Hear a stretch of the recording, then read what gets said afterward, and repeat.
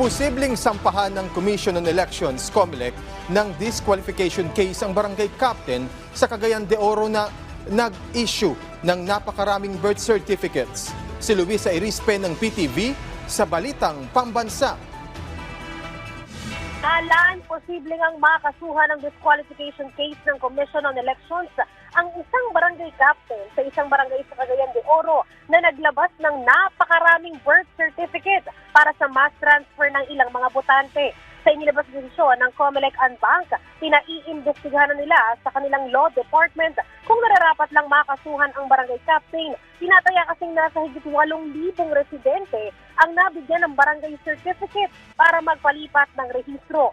Bukod pa naman sa disqualification case, makikipag-ugnayan din ng COMELEC sa Department of Interior and Local Government para masilip kung dapat ding bang kasuhan ng administrative case ang punong barangay. Ang barangay naman na tinutukoy sa desisyon ay ang Barangay Carmen sa 1st District ng Cagayan de Oro na kasalukuyang kakandidato sa pagkakongresista ang kanilang kapitan. Wala pa namang komento ang naturang aspirant sa inilabas na desisyon ng COMELEC.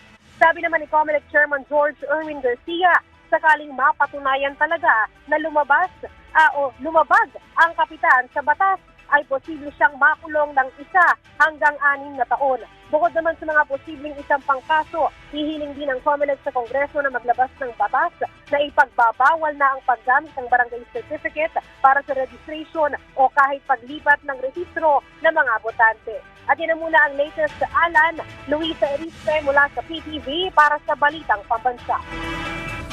Maraming salamat, Luisa Irispe.